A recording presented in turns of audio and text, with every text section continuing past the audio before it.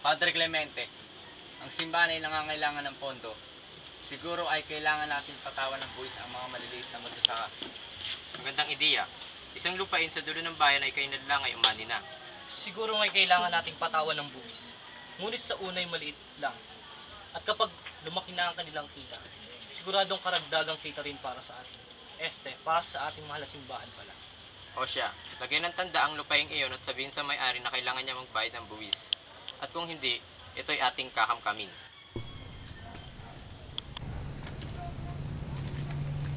Magandang araw, Ginoo. Magandang araw dito, Padre. Hindi na kayo papaligoy-ligoy pa. Ang lupa kaya titirikan ng iyong sakahan ay pagmamayari ng simbahan. Ngunit ano? Kung gusto mong manatili dito, kailangan magbayad ng buwis buwan-buwan. Sige po, Padre, pag-iisipan ko. Iho, pag-isipan mo. Alis na kami at may misa pa.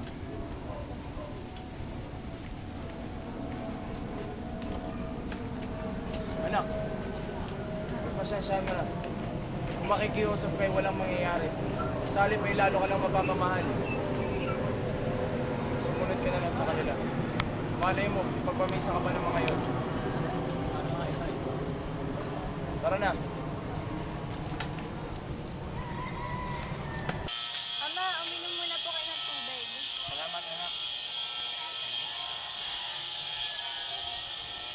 Pasensya ka na, anak. Hanggang ngayon, hindi pa rin kita may pasa para lang. Sa halip, nandito ka, tumutulong. Ayos ang po yun, Ama, kahit hindi na po ako mag-aral. Yung pangako ay pangako. Sige, salamat, anak. Walang ano man yun, Ama. Mag-aanda lang po ako ng tanghalian. Ako.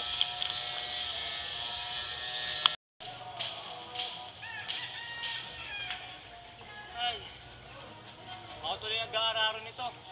Kundi dahil sa buwis, hindi ko na binawasan ng aking tauhan para gumawa nito. Nawawa naman si Ama, Salif. Halos siya lahat ang gumagawa nito. Kung kaya ko lang sana gumawa pa ng mas mabigat, maaari ko sana siyang matulungan.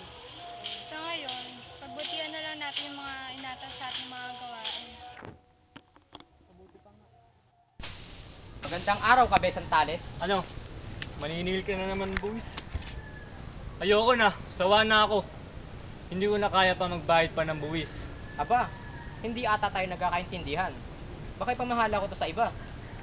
Kung sino man ang papalit dito, makukuha niya lamang to.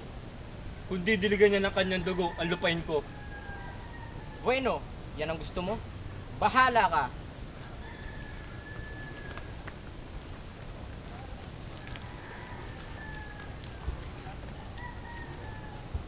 Ang palayok, pag bumangga sa kawali, alalahanin mo ang sinabi ni Tata Selo. Nauubos na ang ipon ko. Pero wala pa rin nangyayari sa kaso. Para ako mamang na gumagastos sa wala. Ay nako.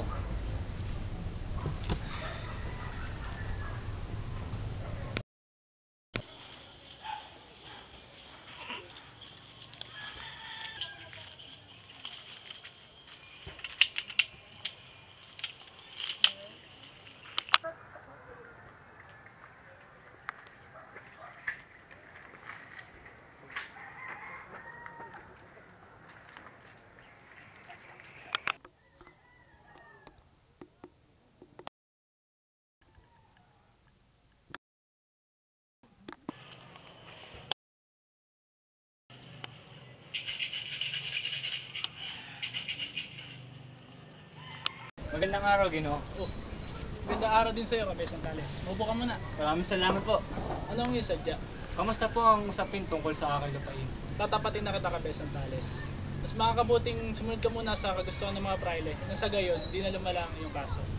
Pero Ginoo, kung araw-araw ay naglilimos ako sa pulubi upang hindi ako yamutin, sino na lang makakapigil sa akin sa paglilimos kung ako ay labis na? Sige, hayaan na muna kita makapag-isip. Sige po, maraming salamat. Sige.